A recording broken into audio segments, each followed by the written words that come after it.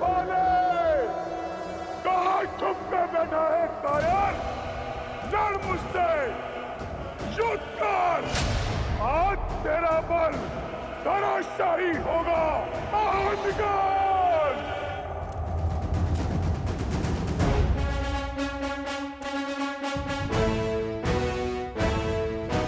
लगता है तुम्हारी मृत्यु तुम्हें मेरे द्वार तक खींच लाई है, इसलिए युद्ध के लिए ललकारा है।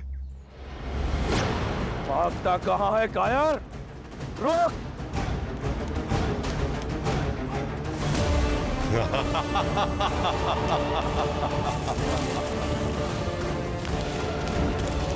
भैया एक क्षण रुकिए, सोचिए।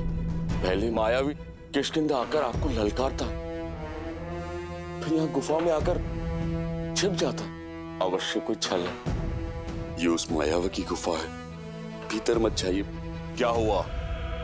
अपने भाई के बल पर विश्वास नहीं रहा या माता के दूध का तेज चूक गया है? मैं बाली हूं, बाली। किसी का भाई नहीं है मुझे। परंतु भैया ये तो संसार जानता है, फिर क्यों गुफा में जाना है? ताकि किष्किंधा जान सके कि उनका राजा अभी भी उनकी रक्षा में सक्षम है। बिना युद्ध के लौटा तो प्रजा समझेगी कि बाली भगोड़ा है। मैं ऐसे नहीं जाऊंगा, तुम यहीं पर प्रतीक्षा करो। मैं इस कथा का अंत करके आता हूं। किंतु भैया मेरा निर्णय अटल है सुग्रीव। और सुनो, यदि गुफा से दूध की धारा निकलती है तो समझना कि मायावी मारा गया, क्योंकि मायावी के रक्त का रंग श्वेत होता है। और यदि रक्त बहता दिखे तो जान लेना कि इस बाली का अंत हुआ। भैया राज सिंहासन कांटों का होता है सुग्रीव। उसे अपना बनाए रखने के लिए रक्त बहाना पड़ता है, कभी शत्रु का या कभी स्वयं का।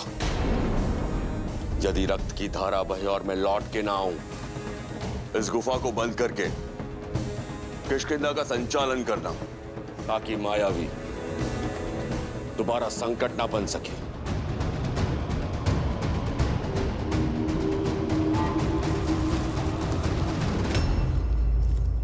प्रहार से दिन बीते, दिन सप्ताह में बदले और सप्ताह महीनों में। मैं मन में आस लिए 1 वर्ष गुफा के बाहर बैठा रहा मैं, किंतु ना तो मायावी बाहर आया और ना ही बाली। फिर एक दिन रक्त की धारा बाहर आई।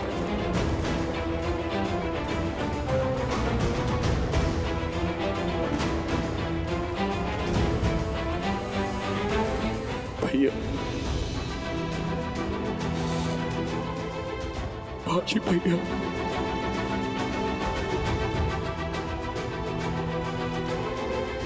भैया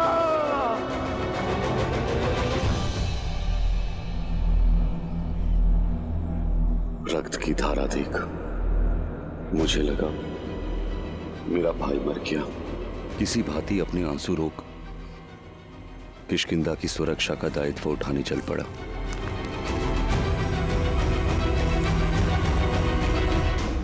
मायावी के प्रकोप से राज्य को बचाने के लिए मैंने एक चट्टान से गुफा का मुख बंद कर दिया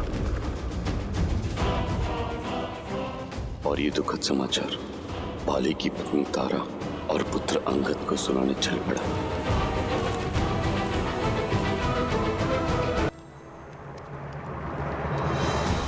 अपने भाई को मृत मान मैं वानर नियम निभाने लगा। उसका राज्य किष्किंधा, उसकी पत्नी तारा और पुत्र अंगद को सहस्त्र अपना लिया। फिर एक दिन सब कुछ बदल गया। बाली गुफा से बाहर निकल आया। वो रक्त की धारा बाली की नहीं, वो मायावी की माया थी। बाली मुझे ही नहीं समझा। वो मुझ पर उस गुफा में बंद करने का आरोप लगाने लगा और उसी के दंड स्वरूप मुझे राज्य से निष्कासित कर मेरी पत्नी को बलपूर्वक बंदी बना लिया। आज से तुम मेरी पत्नी हो।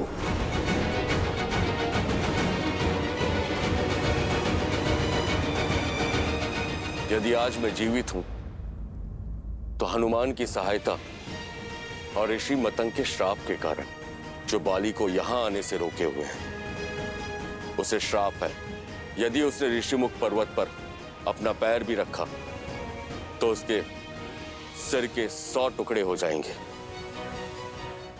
किंतु जीवित रहने का एक दंश भी है। मुझे अपनी पत्नी का वियोग, उसकी पीड़ा के आभास के साथ ही जीना है। आपके भाई ने जो आपके और आपके पत्नी के साथ किया, उसके लिए उसका केवल एक ही दंड है, मृत्यु।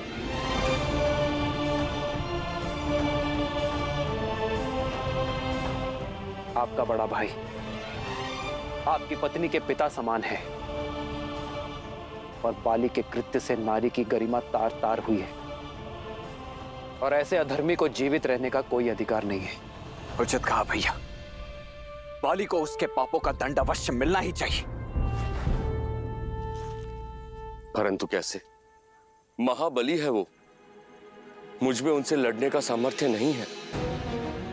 और कोई भी लड़े जो उसके समक्ष जाएगा उसका बल आधा हो जाएगा। महाराज सुग्रीव, आप मन से भय को निकाल फेंकिए। जब नौका समक्ष है तो जलधारा अवश्य पार होगी, क्योंकि मेरे प्रभु श्री राम आ गए हैं, जिनके स्पर्श से पत्थर में भी प्राण खिल जाए। महाराज सुग्रीव, वो अवश्य ही कोई मार्ग निकालेंगे। नियति ने आप दोनों को किसी उद्देश्य से ही मिलाया है। यदि आप प्रभु श्री राम से संधि कर लें तो आप में बल भी आ जाएगा और सामर्थ्य भी। हनुमान, संधि के अपने कुछ नियम होते हैं।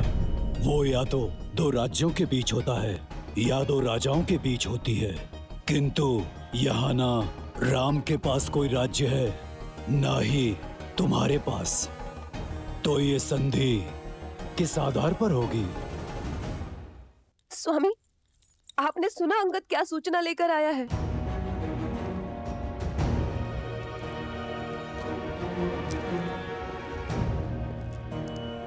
अंगद, राम और उनके भाई लक्ष्मण को सुग्रीव से मिलते देखा गया है। स्वामी, यदि उनकी संधि हुई तो आपके ऊपर संकट की तलवार मंडराना निश्चित है।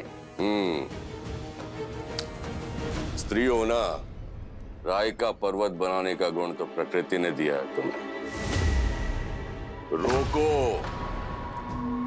अपने विचारों को रोको तारा। महाबली हूं मैं, इस ब्रह्मांड का सबसे शक्तिशाली जीव हूं मैं। और तुम कहती हो कि मुझे सुग्रीव से संकट है, जो मुझसे भयभीत होकर ऋषिमुख पर्वत पर जाकर छुपा है। मुझे उन वनवासियों से क्या संकट जो स्वयं अपने राज्य से निष्कासित कर दिए गए हैं, जिनके पैरों में कांटों से बचने के लिए पादुकाएं नहीं है, वो मेरे मार्ग का कांटा क्या बनेंगे?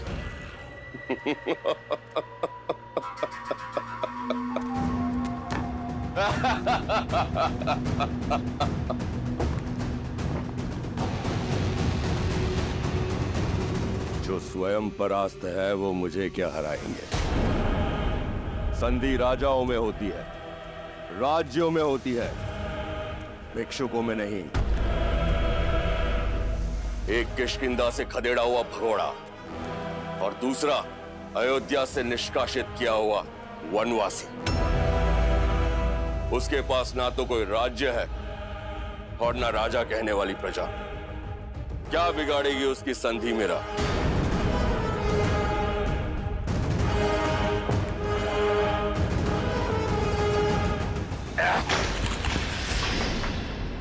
अंगद, पुत्र अंगद, उचित अनुचित का निर्णय बल से होता है। यही युद्ध नीति है और यही राजनीति।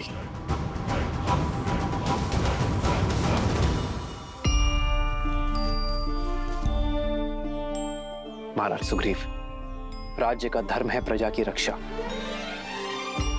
और सेना सेना होती है धर्म रक्षा की शक्ति, परंतु ये गुण एक और भाव में है, मित्रता। मित्रता का तो धर्म है संसार की रक्षा करना, और मित्रता से बड़ी कोई शक्ति नहीं होती है मित्र। इसीलिए इस संधि की नींव हम अपनी मित्रता पर रखेंगे।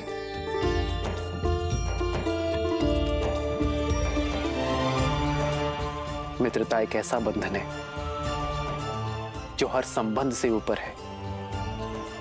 हम अपना मित्र स्वयं चुनते हैं और वही हमारा जीवन, हमारा पथ, हमारा व्यक्तित्व और हमारा भविष्य निर्धारित करता है।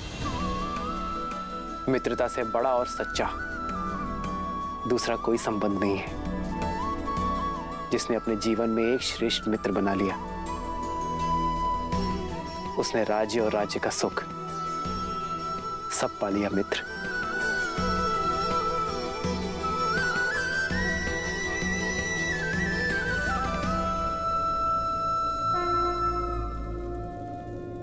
मैं महाराज दशरथ का पुत्र रघुवंशी राम ये प्रण लेता हूं कि अपने मित्र सुग्रीव को उसका राज, उसकी पत्नी और उसका सम्मान अवश्य लौटाऊंगा, और बाली को मृत्यु दंड देकर उसके पापों का अंत करूंगा।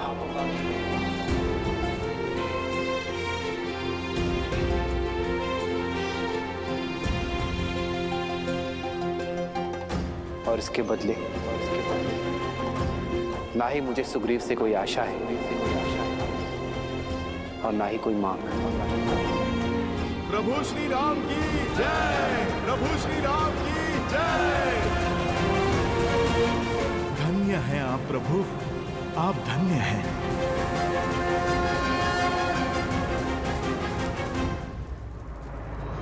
मैं सुग्रीव ये प्रण लेता हूं कि मैं श्री राम की मित्रता का मान रखूंगा।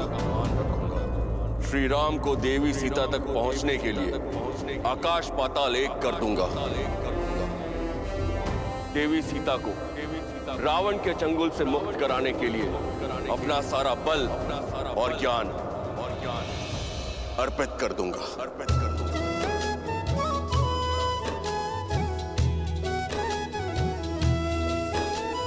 तब हनुमंत उभय दिशि की सब कथा सुनाई, पावक साखी दे करी जोरी प्रीत दृढ़ाई।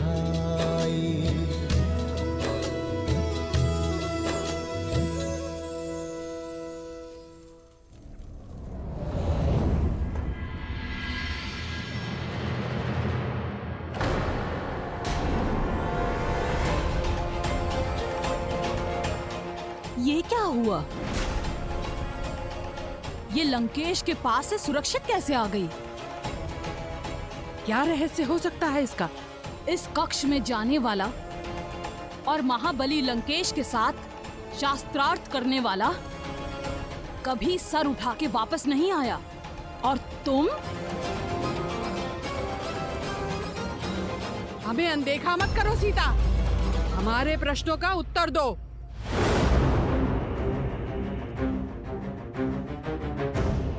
तुम्हारा ये अभिमान, ये अहंकार, ये निर्भीकता चुभती है। त्रिजटा, जैसे इसको छूते ही हमारे हाथ जल गए थे, वैसे ही हम आज इसके साथ इसके अभिमान को स्वाहा कर देते हैं।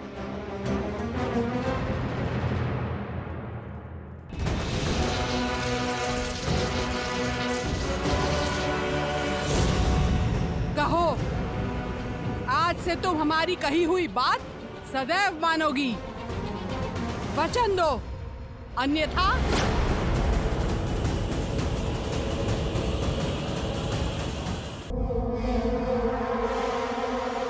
ये क्या हो रहा है यहाँ?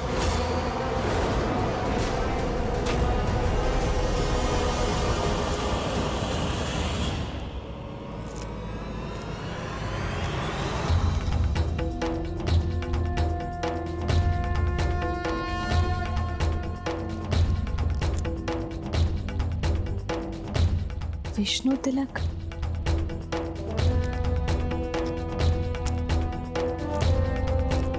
यह धर्म करने का दुस्साहस कैसे किया तुम दोनों ने? लंका के आतिथ्य को बुलाकर लंकेश के अतिथि के साथ ऐसा दुराचार! जाकर बताओ मैं लंकेश को। इनकी देखभाल की आज्ञा का निरादर कर अपनी सीमाओं को लांघ रही हो तुम दोनों।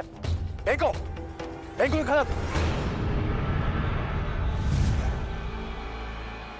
भूल हुई हमसे, क्षमा कर दीजिए। लंकेश से कुछ मत कहिएगा।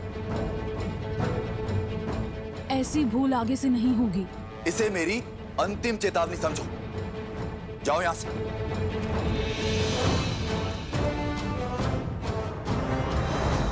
देवी, इनकी ओर से मैं आपसे क्षमा मांगता हूं। मैं लंकेश का अनुज विभीषण हूं। आपको जो कष्ट हुआ उसके लिए क्षमा प्रार्थी हूं। आइए, आपको आपके स्थान तक छोड़कर आता हूं। मेरा स्थान मेरे श्री राम के पास है, क्या आप वहां मुझे छोड़ सकते हैं?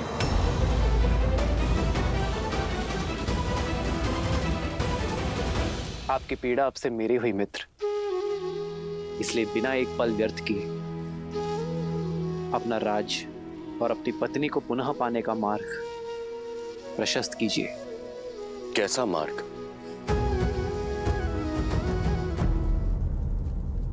अन्याय के विरुद्ध युद्ध करने का एक ही मार्ग है मित्र, द्वंद्व।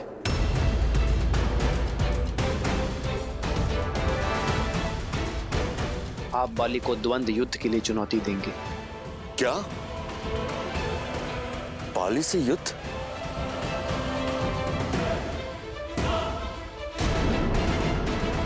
आपको भ्रम है श्री राम, महाबलशाली है वो। मैं बाली को मारना तो दूर, उसके सामने कुछ पल तक टिक नहीं सकता। यदि मैं उसको युद्ध में परास्त कर सकता तो यहां भगोड़ों की भांति मैं छिपता क्यों? मुझे आशा नहीं थी कि आप मुझे आत्महत्या का मार्ग सुझाएंगे। श्री राम, आपने मुझे बाली के वध का वचन दिया है और यहां तो आप उसके हाथों मेरा ही वध करवाने लगे। मुझे मेरा वचन स्मरण है मित्र, किंतु आप अपनी आत्मशक्ति को भुला चुके हैं। कहां है वो सुग्रीव जो बाली की अनुपस्थिति में समस्त किष्किंधा को संभालता था? मित्र केवल उसकी सहायता करते हैं जो संघर्ष से भागते नहीं बल्कि उसमें भाग लेते हैं। ये युद्ध आपका है मित्र, और जो अपना युद्ध स्वयं नहीं लड़ते उसका हाथ तो नारायण भी नहीं थामते। इसलिए पहला पग बढ़ाएं, बाली को युद्ध के लिए चुनौती दें और रघुकुल के वंशज के वचन का पालन उन्हीं पर छोड़ दें।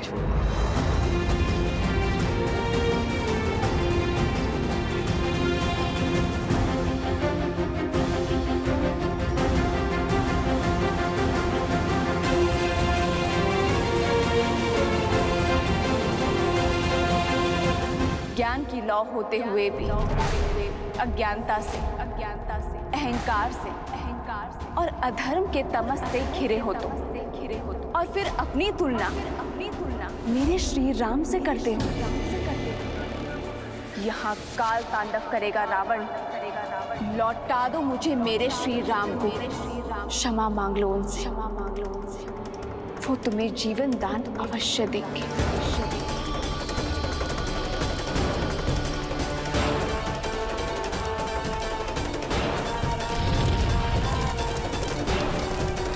यदि तुम ना माने तो तुम्हारा ये ज्ञान भी मेरे श्री राम के क्रोध से नहीं बचा पाएगा।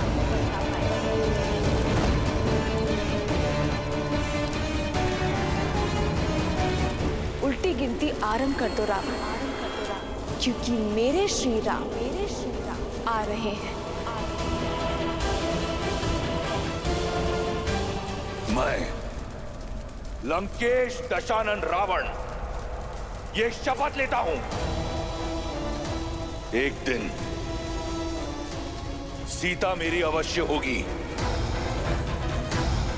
क्षमा करें मुझे, परंतु जो ज्ञान मुझे सीता नहीं दिला सकता, वो ज्ञान मेरे किसी काम का नहीं।